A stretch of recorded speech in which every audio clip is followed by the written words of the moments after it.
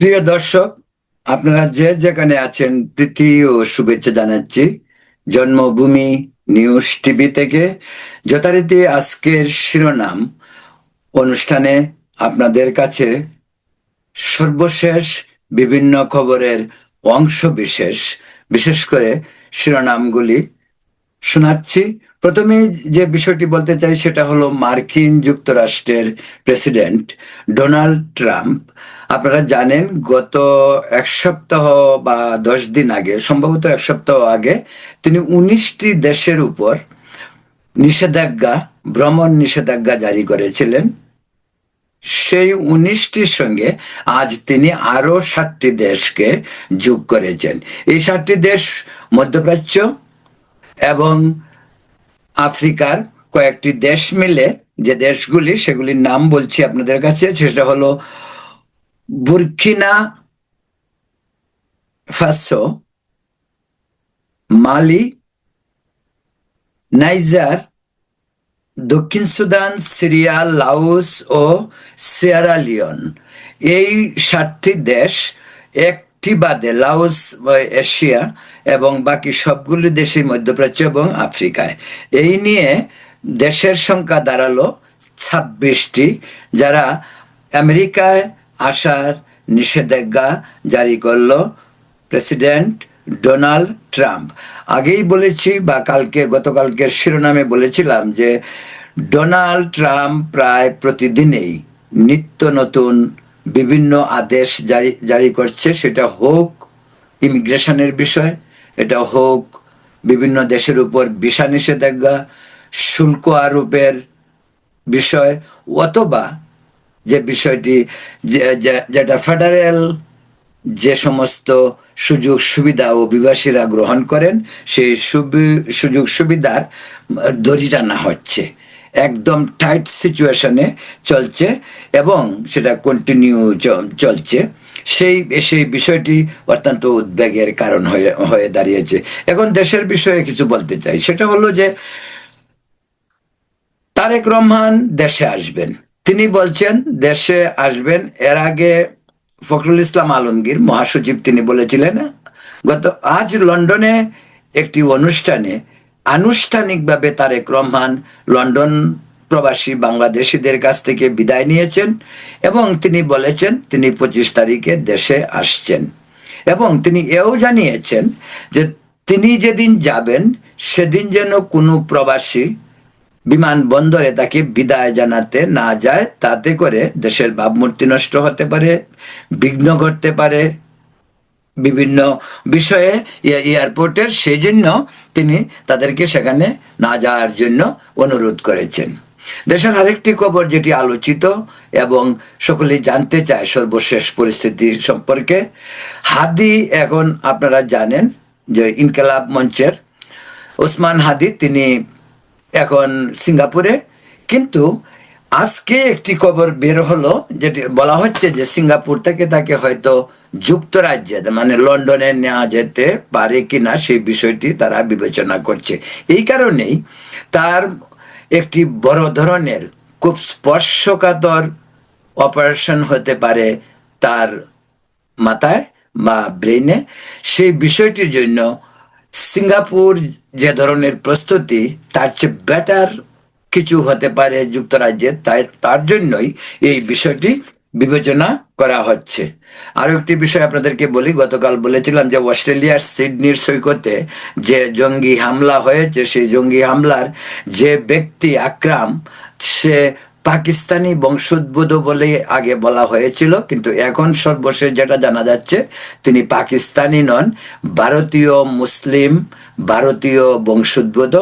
সে হায়দ্রাবাদের বাসিন্দা ছিলেন বলে সর্বশেষ যে বিষয়টি জানা জানা গেছে, সেটা হলো যে তিনি পাকিস্তানি নন, তিনি ভারতের। এদিকে অন্য একটি ইস্যুর কথা বলা প্রয়োজন, সেটা হলো যে ইউক্রেন যুদ্ধ নিয়ে আজ প্রায় 3 বছর যাবৎ রাশিয়া এবং ইউক্রেনের মাঝে যে ধরনের সংঘাত চলছে, যা যা বিশ্ব শান্তির জন্য অত্যন্ত উদ্বেগজনক এবং সাম্প্রতিক কালের সবচেয়ে লংগেস্ট, সবচেয়ে দীর্ঘস্থায়ী এই যুদ্ধ অনেকাংশেই অস্বস্তিকর সভ্য পৃথিবীর জন্য। আজ সর্বশেষ একটি তথ্য জানা গেছে যে ন্যাটোতে জয়েন না করে জেলেনস্কি তিনি চাচ্ছেন একটি যুদ্ধবিরতির প্রস্তাব মস্কোর কাছে পাঠানোর জন্য, এবং এটির প্রস্তুতিও প্রায় শেষ পর্যন্ত, শেষ পর্যায়ে বলতে চাচ্ছি।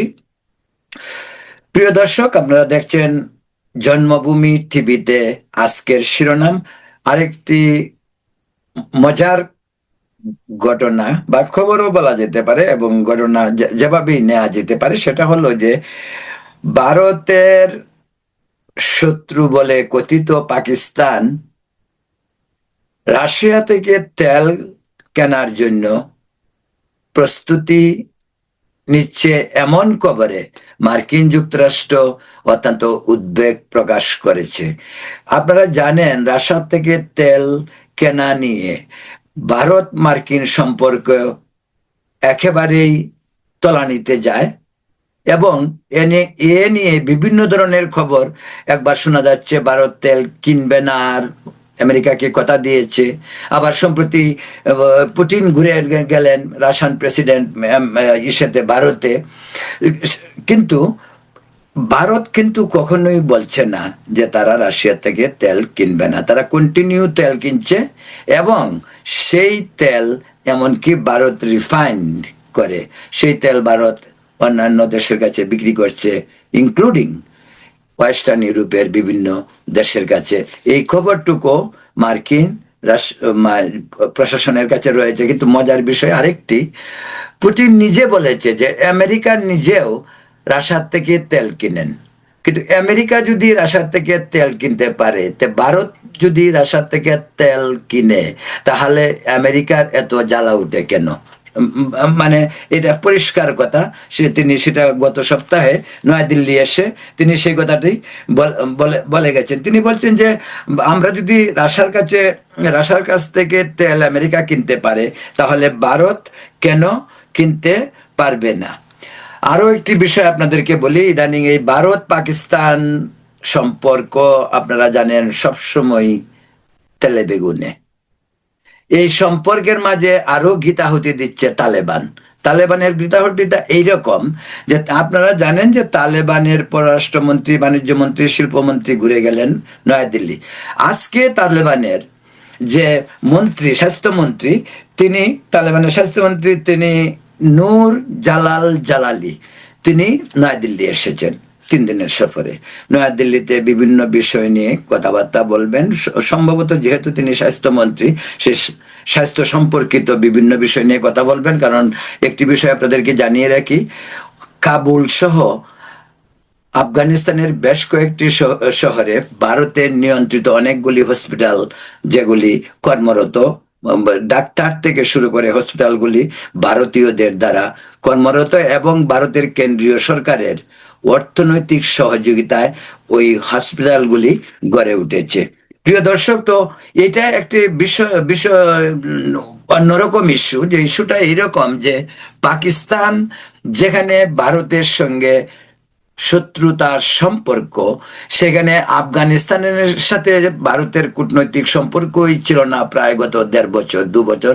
আমেরিকা আফগানিস্তান থেকে চলে যাওয়ার পর ভারতের সঙ্গেও কূটনৈতিক সম্পর্ক ছিল না।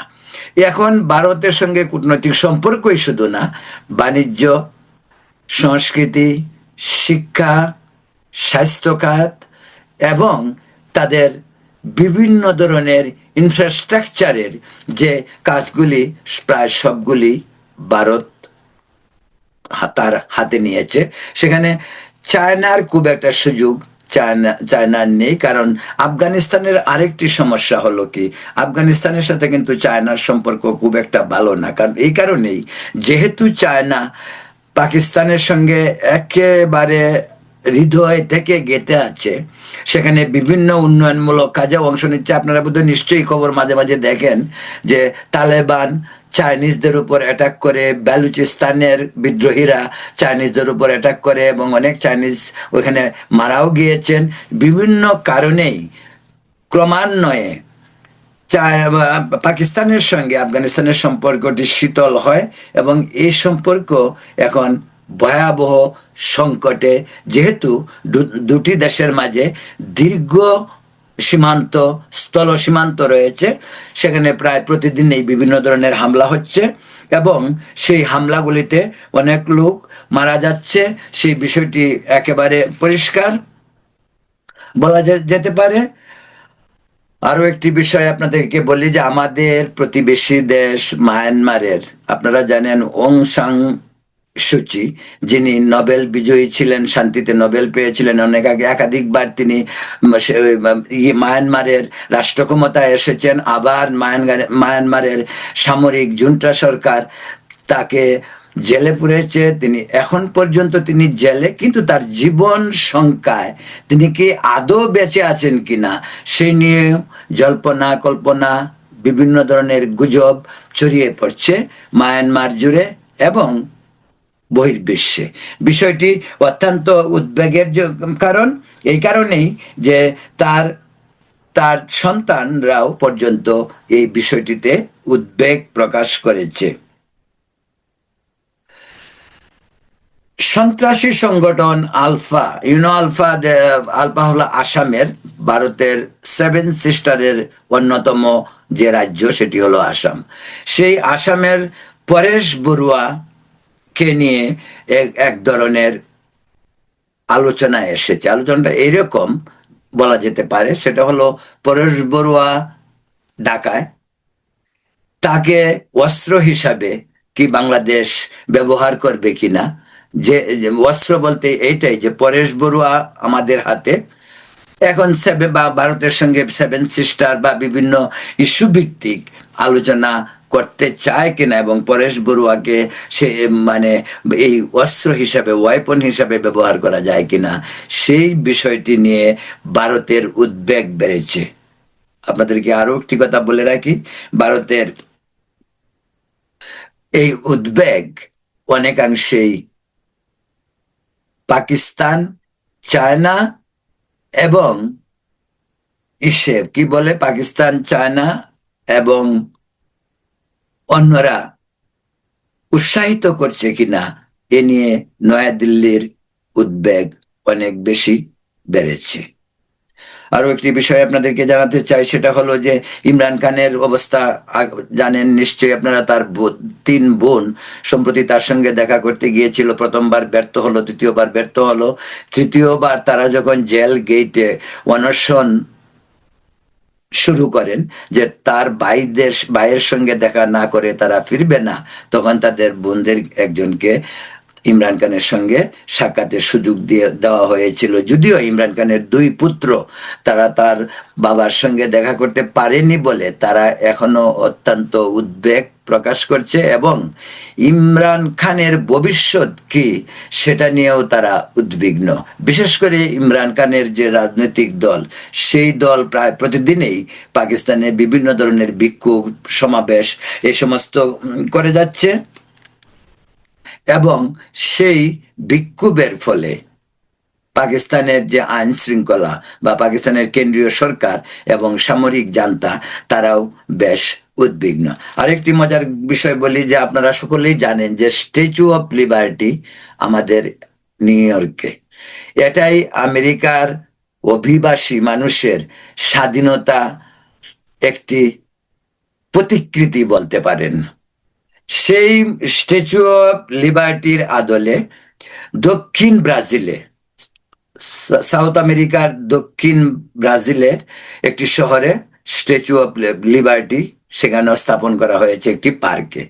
সম্প্রতি ব্রাজিলে বিশাল ঝড় হয়, ঝড় তুফান, আমাদের দেশে যেটা আমরা ঝড় তুফান বলি, ঝড় হয়, সেই ঝড়ে সেই স্ট্যাচু অফ লিবার্টি ভেঙে পড়েছে বলে খবর পাওয়া গেছে।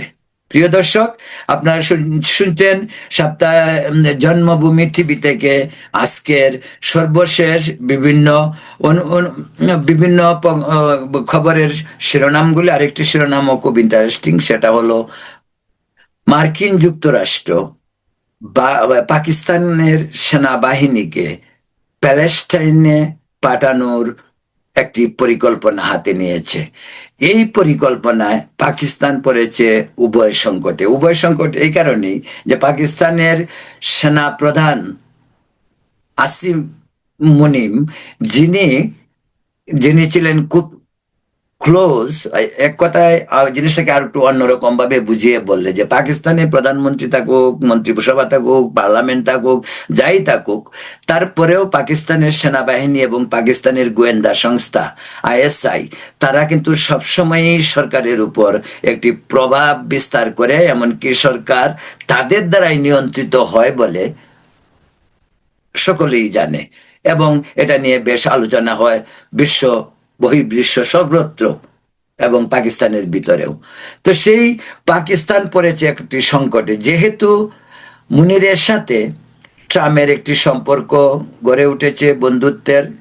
জানি না সেই বন্ধুত্ব কতটুকু ডিপ বন্ধুত্ব, কতটুকু গভীর বন্ধুত্ব, তা না হলেও মুনিরকে হোয়াইট হাউসে ডেকে মধ্যাহ্নভোজ থেকে শুরু করে অনেক আলাপ আলোচনা হয়েছে ট্রাম্পের সঙ্গে।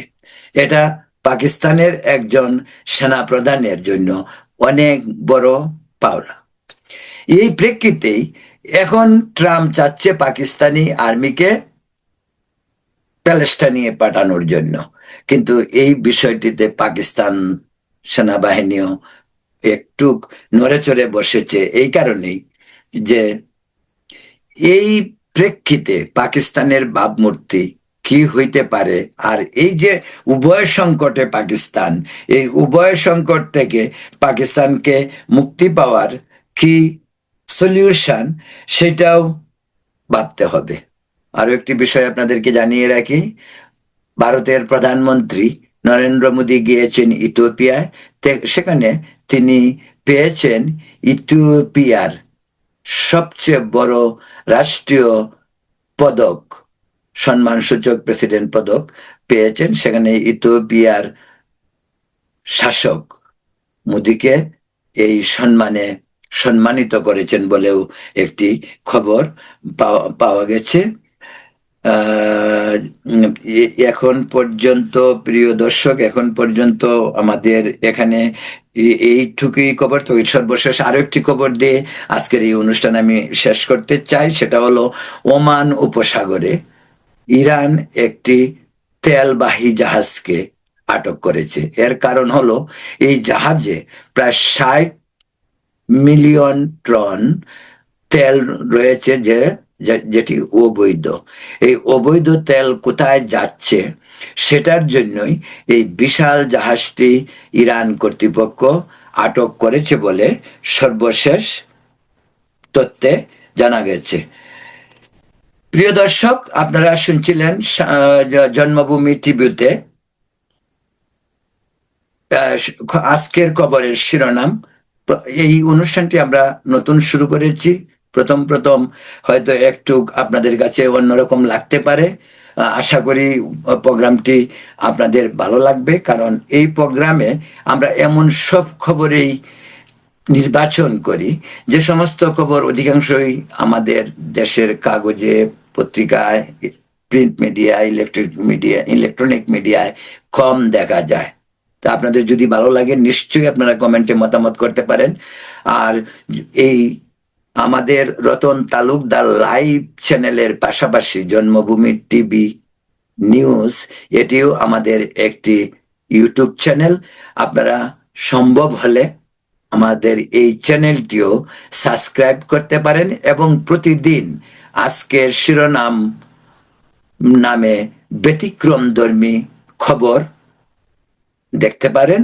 এবং সেটা সেই খবর শুধু আমাদের উপমহাদেশের খবর না, বিশ্বব্যাপী বিভিন্ন স্থানে খবরের আংশিক অংশ দিয়েই শিরোনামমূলক এই অনুষ্ঠানটি আপনাদের জন্য পরিবেশন করা হয়। প্রিয় দর্শক, আপনারা ভালো থাকুন, সুস্থ থাকুন এবং নিরাপদ থাকুন। ধন্যবাদ।